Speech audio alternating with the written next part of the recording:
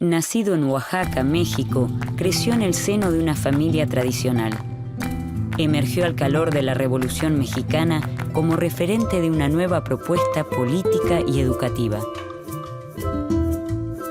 Educador y visionario, se encontró ante el desafío de modernizar un país con altísimos índices de analfabetismo. Pero José Vasconcelos tuvo un sueño aún mayor: la raza cósmica.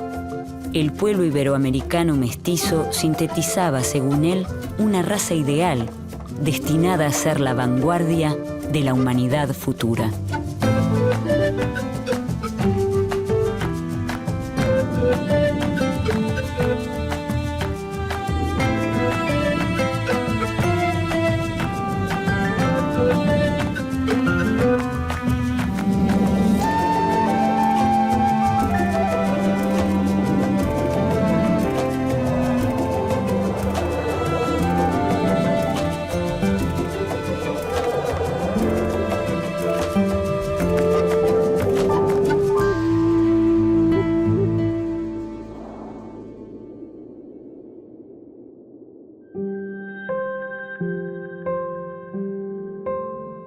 La infancia de José Vasconcelos transcurre en la frontera norte de México, lo que le posibilita crecer en un contexto de variedad cultural. Porque él pasa una etapa fundamental de su vida en el norte de México, en la frontera, y está en contacto con la cultura norteamericana y también con la religión. Vasconcelos entra a la institución más importante de la época, la Escuela Nacional Preparatoria. Se encuentra ahí con la biblioteca, es una biblioteca extraordinaria. Camina por las calles y encuentra los libros en los puestos callejeros. Él mismo describe el encuentro con algunas lecturas que, dice él, nos fueron negadas en el interior de la Escuela Nacional Preparatoria. ¿Y por qué le fueron negadas? Porque la Escuela Nacional Preparatoria era la matriz del positivismo en México. Durante la dictadura del general republicano Porfirio Díaz, se lleva adelante una política que combina elementos liberales y conservadores. Centraliza el poder en una oligarquía terrateniente e impide la participación popular. Represiones violentas, explotación de trabajadores rurales y campesinos, en su mayoría indígenas, son moneda corriente. Este período es conocido como Porfiriato.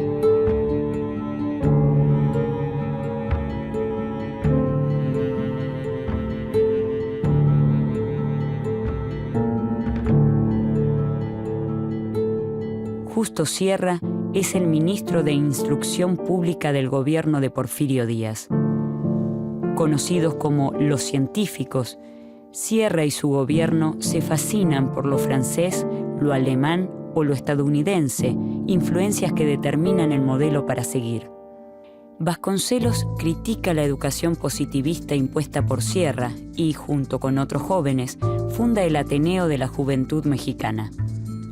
Se oponen a un sistema que promueve una visión única del pensamiento filosófico de impronta científica y determinista, y exigen la libertad de cátedra y de pensamiento. José Vasconcelos encuentra en Ariel, ensayo publicado por el escritor uruguayo José Rodó, una obra de suma inspiración.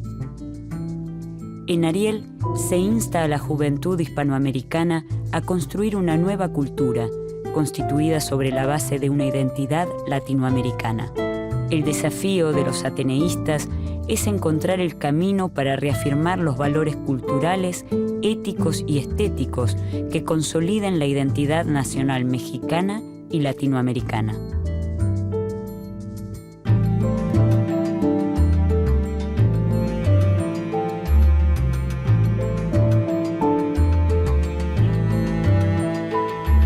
Forma el Partido Nacional Antirreeleccionista y en 1910 decide enfrentar en las elecciones al dictador Porfirio Díaz. Es el único del grupo que opta abiertamente por lo que en ese momento era el movimiento antirreeleccionista de Francisco I. Madero. Vasconcelos fue director del periódico El Antirreeleccionista, financiado por la familia de Madero. Hoy parece fácil afiliarse a un partido político. En ese momento, y el hecho de que haya sido el único, habla de un compromiso intelectual, de un compromiso político y de una ética que en aquel momento muy pocos tenían realmente el arrojo para desarrollar.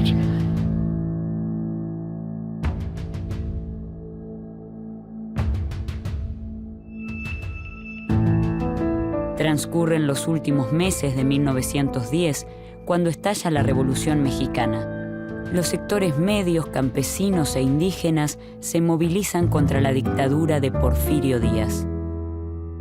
Una dictadura de más de 30 años en el poder, y lo que se ha denominado también la primera gran revolución en el mundo. Y Vasconcelos forma parte de este movimiento. Entre acuerdos y desacuerdos políticos, Vasconcelos es designado por un breve tiempo para la cartera de Instrucción Pública, pero las peleas internas de los revolucionarios no hacen posible el ejercicio de las funciones de gobierno. Vasconcelos no puede todavía desarrollar sus ideas en la educación pública. Es el 9 de febrero de 1913 y Vasconcelos sale del país. Generalmente pasa inadvertido esta breve etapa de Vasconcelos como ministro de Instrucción Pública. Va a ser apresado por los mismos, una fracción de la revolución. Se escapa de la cárcel en una huida espectacular, colgándose por unas sábanas desde una ventana. Recala en Estados Unidos, representa durante 3 años de exilio al revolucionario frustrado, al revolucionario que finalmente siente que sus compromisos y la mortandad y la violencia y todo lo que trajo la revolución no se tradujo en acciones inmediatas. Es el año 1911 cuando Madero es elegido presidente. En 1913, un movimiento contrarrevolucionario es encabezado por Victoriano Huerta. El levantamiento militar concluye con el asesinato de Madero y Huerta asume la presidencia, lo que provoca la reacción de jefes revolucionarios como Venustiano Carranza y Francisco Villa. El ejército de Carranza, comandado por el general Álvaro Obregón, obliga a la renuncia de Huerta. Carranza ocupa la presidencia, pero Pancho Villa y Emiliano Zapata lo rechazan. El general Obregón intenta, sin éxito, disolver el conflicto con los jefes revolucionarios y se enfrenta a las tropas de Villa y Zapata, las cuales son doblegadas.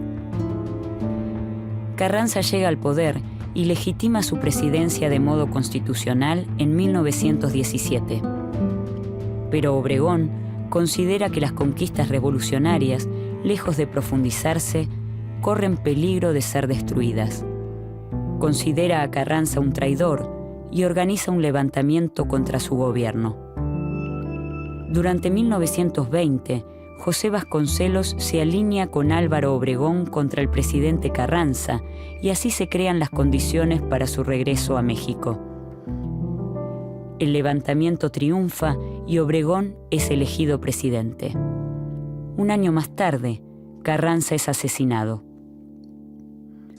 Durante la presidencia de Álvaro Obregón, Vasconcelos inicia su época de esplendor en el campo educativo y asume como rector de la Universidad Nacional. Por mi raza hablará el espíritu es el lema que impone Vasconcelos durante su rectorado y otorga a la universidad su actual escudo, el águila mexicana y el cóndor andino, ave bicéfala que protege el despliegue del mapa de América Latina.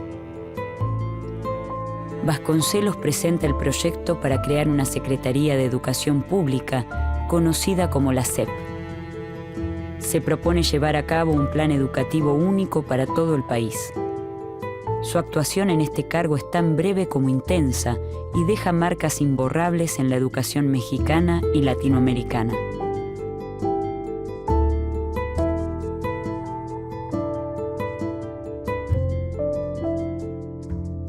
Fue un personaje muy carismático, sin duda. Entonces sí consiguió como reunir un impulso muy importante, no solamente de educadores, sino incluso de artistas y de todo tipo de intelectuales para participar en este gran proyecto de la Secretaría de Educación, ¿no? Vasconcelos tiene en mente el plan de organizar la SEP en 3 departamentos: el departamento escolar, el departamento de bibliotecas y archivos y el departamento de bellas artes.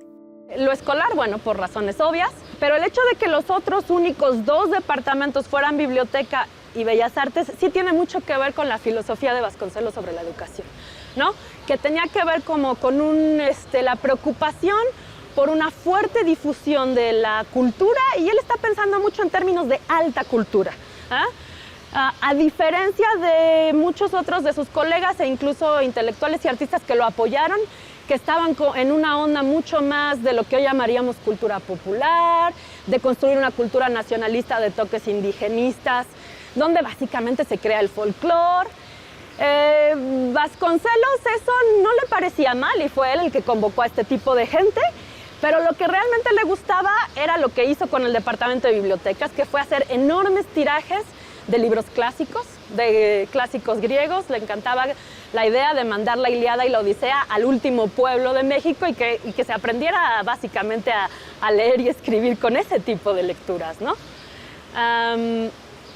El tercer departamento también tiene mucho que ver con esa idea humanista y esa idea de alta cultura y de importancia de los clásicos. El de Bellas Artes para él era como la culminación. O sea, para él era inconcebible que una Secretaría de Educación no tuviera un departamento de Bellas Artes, ¿no? El arte era como una cuestión espiritual que coronaba la educación. El plan de Vasconcelos se pone en marcha. Convoca a sus viejos compañeros del Ateneo de la Juventud para que asuman cargos en su gestión. Se suman al proyecto el Departamento de Enseñanza Indígena y el de Desanalfabetización.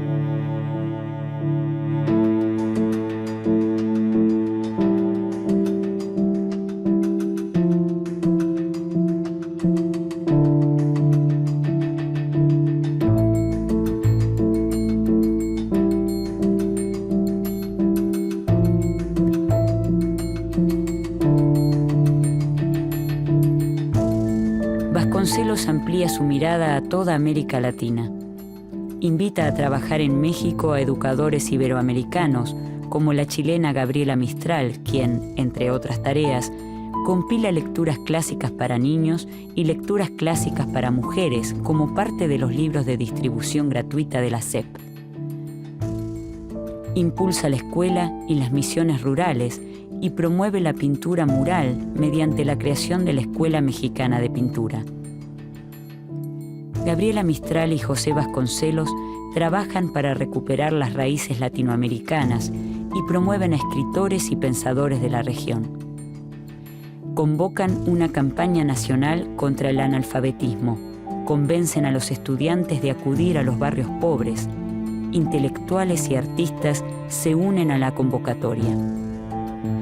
Se crean las llamadas brigadas alfabetizadoras, que seleccionan a jóvenes, en lo posible indígenas, en las comunidades rurales, para que se desempeñen como maestros rurales. En 1922, los indígenas son considerados social y jurídicamente como menores de edad que deben ser tutorizados por el gobierno. Vasconcelos se enfrenta a estas críticas y propone la integración de estos sectores en una cultura nacional en la que se manifiesta su postura a favor del mestizaje. Vasconcelos se oponía tajantemente a que se crearan escuelas o cualquier tipo de educación especializada para los indígenas. Una cosa importante de las escuelas que creó la SEP, que fueron principalmente escuelas rurales, y México todavía era un país principalmente rural, fueron escuelas que pensaron en sus sujetos, en sus estudiantes, principalmente como campesinos, no tanto como indígenas.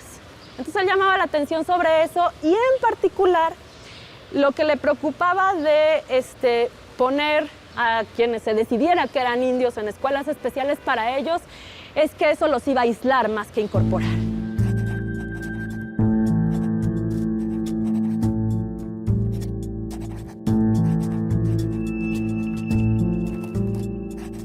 Es el año 1923. Bajo el lema Tierra, Escuela, Acción Cívica y Cultura, se redacta el programa de redención indígena. Para cumplir con estos fines, la SEP funda las Casas del Pueblo, que tienen finalidades sociales, económicas y morales. Esto incluye prácticas de higiene, como el uso del jabón y la distribución de las vacunas. Construida sobre la base de 5 antiguos edificios, entre los cuales se destacan el convento y el Templo de la Encarnación, se erige la Secretaría de Educación Pública en el centro de la capital mexicana. Diego Rivera y hasta el mismo Vasconcelos participan en sus pinturas y diseños, modificando los planos arquitectónicos. El edificio se construye con líneas neoclásicas y con murales pintados en las paredes de sus corredores, estatuas de Platón, Buda, las casas y Quetzalcóatl dominan el patio central y simbolizan la herencia cultural de Grecia, Asia, España y América.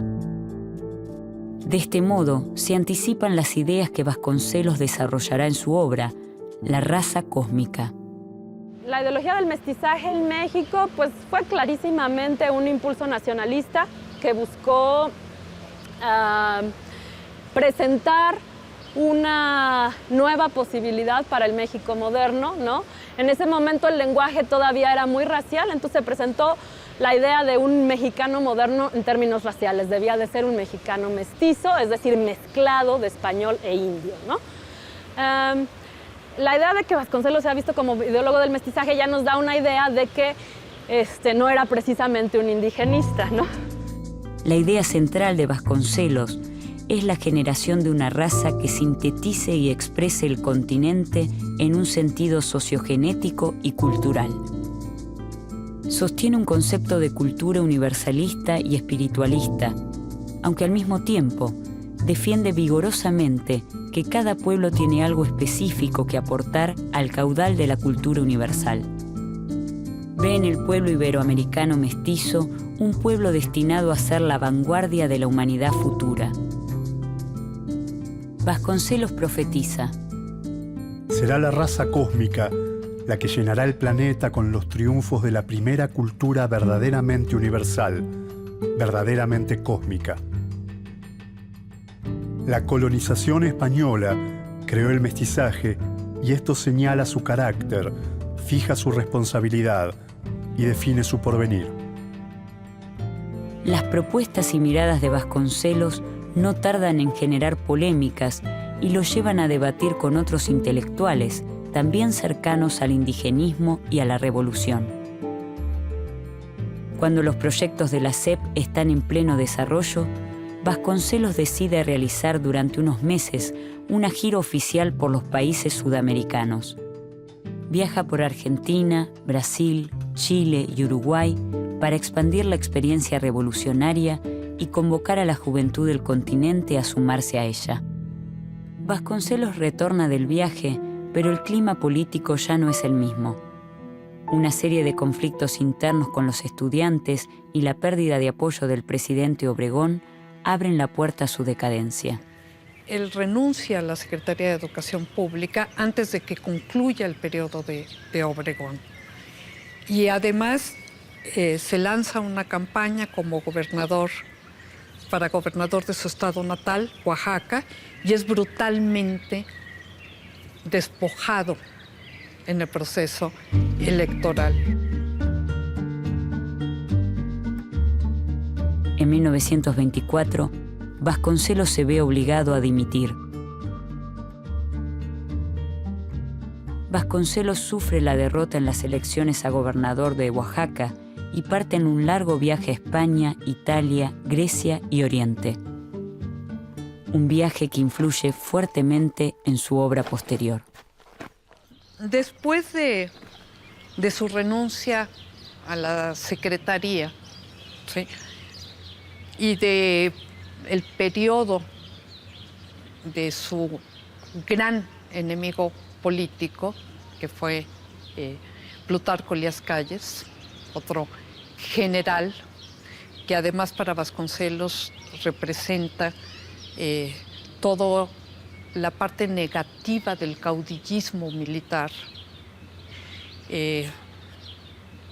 Calles había encabezado una persecución religiosa que deriva en una verdadera guerra cristera, y Vasconcelos encabeza un movimiento, una candidatura a la presidencia, que podríamos decir que congrega y reúne a muchos sectores que se habían sentido desplazados o fueron pisoteados o fueron negados.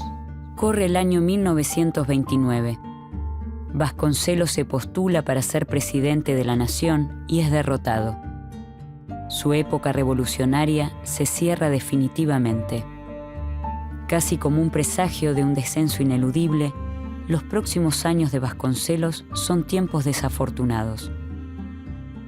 Se dedica a viajar y pasan muchos años hasta que decide regresar a México. Pero aquí ya es el desastre total. Y es un Vasconcelos que vive con una amargura brutal, un exilio en diferentes países, viviendo del periodismo, viviendo también de una fama, de una flama que se quedó a medias, que se va extinguiendo, y regresa él a México completamente cambiado. Realiza trabajos burocráticos en la biblioteca, recibe títulos honoris causa y vive, sobre todo, de sus memorias. Son los libros más vendidos y más leídos de México, en particular el Ulises criollo. Vasconcelos vivió sus últimos años como una especie de apestado. Llega a un grado de mutilar sus propias memorias. Él le pide a dos amigos que censuren todo aquello que no sea correcto para las manos y las mentes puras, purificándose a sí mismo, purificando su historia.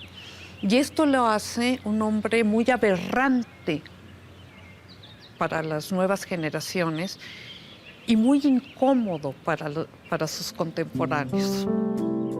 El 30 de junio de 1959, en la Ciudad de México, José Vasconcelos muere.